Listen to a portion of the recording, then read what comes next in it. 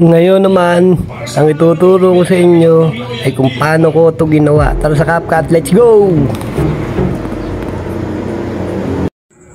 O yun, ito na naman tayo. Gagawa na naman tayo ulit ng nakaupo lang. Tapos yung pumitik. Pangalawang clip yun. Yung pangatlo, yung napunta na siya sa ibang lugar, sa ibang dimensyon. Yan. Parang kala Idol Baymax lang yan. Yung pag minamagic, mapupunta sila sa ibang lugar. Punta tayo sa CapCut. New project. Hanapin natin yung dalawang clip na gagawin nating tatlo. Yung isang nakaupo lang, tapos yung isang pumitik, at yung isa na nasa labas na clip. Yan. Ayan, hatiin natin yan dahil kukunin natin yung pumitik tsaka yung nakaupo lang, kailangan magkahiwalay yan. Pero split muna natin yung mga dulo-dulo, hindi naman kailangan. Split natin tapos delete. Yan, yung pumitik yan. Kailangan natin yan. Ayan. Pagka na-split na yan, putulan natin sa dulo.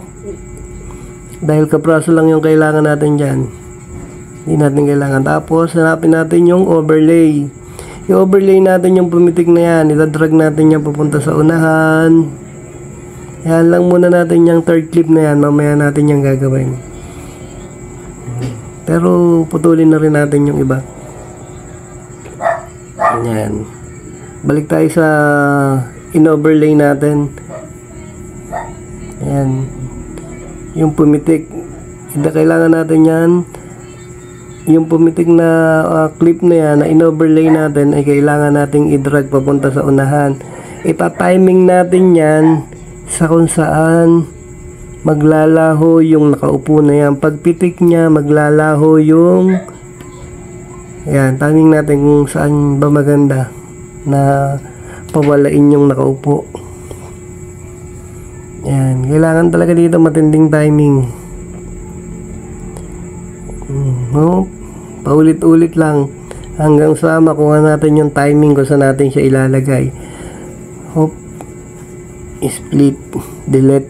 Ayan, hanggang sa yung pumitik na lang talaga ang ililitaw. Yan.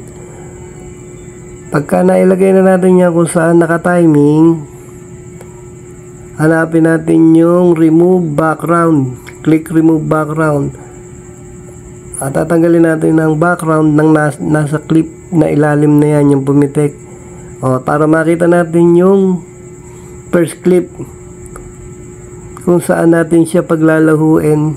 Kailangan natin i-freeze yan ng konti, yung nasa taas na background. Freeze. Ngayon, pagka na-freeze na yan, punta tayo sa style. Hanapin natin yung particles dismiss. Particle dismiss ba yan? Yan. Ayan, click natin yan. Para yung na-freeze natin kanina, maglalaho siya pagpitik sa isang pitik lang, maglalaho siya. Ayan. Okay na. Ngayon, punta naman tayo sa third clip. Yung sa third clip, yung sa unahan pa lang, i-freeze na natin yung una. Ayan, freeze natin. Yung kapraso niya, mga 3 seconds siguro yan. Tapos, balik tayo sa style. Click style, yan. Punta ulit tayo sa particles dismiss. Yung katabi naman ng dalawa yan, yung nasa unang kinuha natin, yung sa pangalawa naman ang kukuhanin natin ngayon. Hindi ko alam kung particle dismiss ba tawag dyan. Ayan, yung parang lilitaw na siya ng galing sa durog na mabubuo. Ayan. Panoorin natin ulit. Pagpitik niya, pak! Yan. Mawawala. Tapos, sa labas na siya, lilitaw. Ayun. Panoorin natin maigi. Ayan, medyo tapos na dyan. Yan. Maayos na. Pwede natin i-export dyan. Sana nasundan. Hanggang sa susunod na edit. Salamat. Bye-bye.